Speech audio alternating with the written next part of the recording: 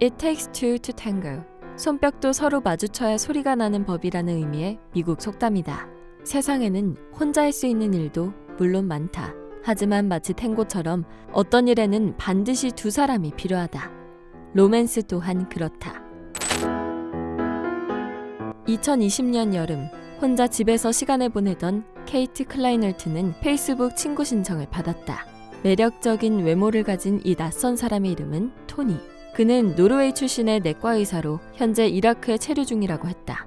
당시 69살이던 케이트는 종종 페이스북을 통해 이런 류의 친구 신청을 받곤 했다. 그들은 하나같이 단정한 용모, 확실한 직업을 갖고 있었으며 외국에 살고 있었다. 그런 친구 신청을 한 번도 수락한 적이 없었는데 그날만큼은 뭔가 달랐어요. 무슨 생각으로 그랬는지 모르겠네요. 그녀는 토니의 친구 신청을 수락했다. 그날 이후 토니는 매일같이 케이트에게 메시지를 보냈다. 자신의 셀피, 그리고 백혈병으로 떠나보낸 아내 이야기 등 자신의 이야기를 공유했다. 오래 지나지 않아 토니는 케이트를 향한 사랑을 고백하며 앞으로 함께 살 수 있는 집을 알아봐달라는 부탁을 하기에 이르렀다. 그리고 그 이후 토니는 여러 가지 긴급한 사정 때문에 케이트에게 송금을 부탁해왔다. 그리고 마침내 두 사람이 만나기로 한 날이 되었다. 그러나 도착 시간이 한참 지났는데도 토니는 공항에 아무 말 없이 나타나지 않았다. 대신 케이트는 토니의 변호사라는 사람으로부터 한 통의 전화를 받았다. 그는 토니가 공항에서 어떠한 법적 문제에 휘말렸고 보석금이 필요하다고 말했다.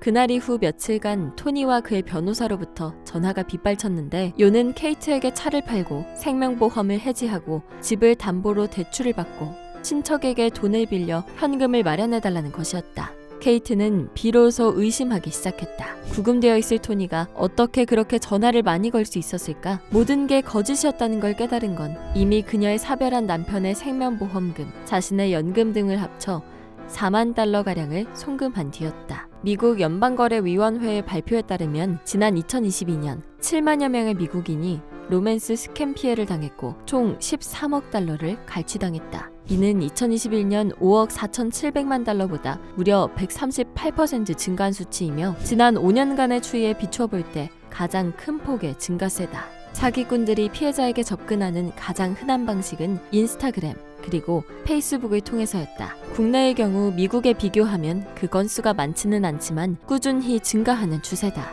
국정원에 따르면 국정원 111 콜센터에 접수된 로맨스 스캠 피해 금액은 지난 2020년 3억 2천만 원에서 2021년 31억 3천만 원, 2022년 39억 6천만 원으로 무려 13배 늘었다.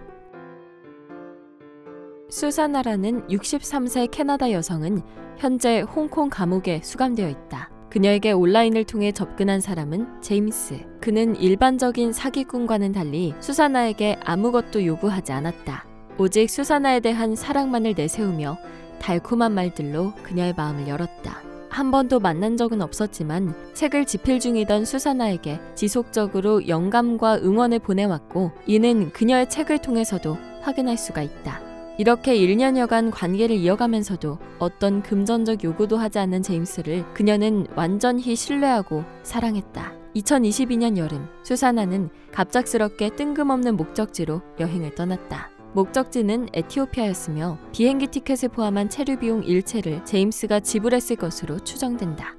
Do you think that your mom ever met James in Ethiopia? No.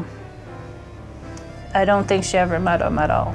3주간의 여행 끝에 수사나가 집으로 돌아오기로 한 날이었다. 그런데 황당하게도 그녀의 미스테리한 남자친구가 선택한 종착지는 집인 캐나다가 아닌 홍콩이었다. She said that he was out on a mission and that's where he was going to meet her next. Maybe the day before leaving, she was given a suitcase and she was given clothing and she was like, oh my God, I got some clothing and they're really loud, but I'm going to bring them home to you and you can pick what clothes you want out of it. 그리고 캐리어를 들고 홍콩으로 입국하던 도중 수사나는 체포됐다. 코카인 밀수 혐의였다. 수사나의 체포 당시 홍콩 경찰이 찍은 사진이다. 캐리어 안에 담겨있던 옷들에는 총 262개의 단추가 달려있었다. 그리고 단추 안에는 코카인 1kg, 우리 돈으로 1억 5천만 원어치가 들어있었다. 그녀는 삼엄한 경비를 자랑하는 공항 북쪽의 여성 교도소에 수감되었다. 이제 그녀는 자신도 피해자이며 밀수 의도가 없었다는 것을 증명해야 한다. 그러지 못한다면 그곳에서 남은 생을 보내야 할지 모르지만 캐리어를 건네받는 모습이 담긴 CCTV 등 증거 자료는 이미 기한이 지나 사라진 상태다.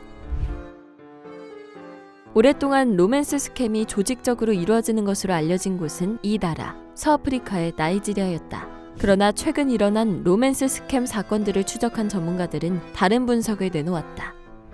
People have this misconception when they think of romance scams, oh, it must be Nigerians. And no, there are a lot of scammers all over the world. They were the first group to actually start looking at advance fee frauds, large scale. And then, of course, then cyber cafes started emerging in about the 90s. And so the playbook that I found was traced back to one of the Nigerian scam groups. And it was fascinating. What to say, what not to say, when to say it, what songs do you want to dedicate to the person that you're speaking with? So everything from like Celine Dion and, you know, all like the classic romantic songs. FBI 웹사이트에서 로맨스 스캠 방지법으로 권장하는 것은 SNS에 포스팅을 할 때 주의하라 또는 접근해오는 사람의 사진이나 프로필을 온라인으로 검색해보라 등이다. 전문가들은 소셜 네트워크 플랫폼들의 적극적인 개입을 촉구하기도 한다. 의심스러운 접촉이나 금전 요구에 적극적으로 개입해 감정적, 재정적 피해를 막아야 한다는 것이다. 현재는 중장년층의 피해가 부각되고 있으나 향후에는 피해 연령대가 점차 확대될 것이라는 예측도 나온다. FBI 자료에 따르면 2017년부터 2021년까지 20살 이하의 피해자들의 수 역시 1126%나 증가했으며 이는 어떤 연령층의 증가폭보다도 큰 것으로 파악된다. 디지털에 정통한 젊은 층은 그만큼 온라인에서 낯선 사람들과 관계를 맺는 것에 대한 자신감을 갖고 있으며 인터넷을 접하는 데 있어서 부모의 감시가 없다시피 하기 때문이라고 전문가들은 분석한다.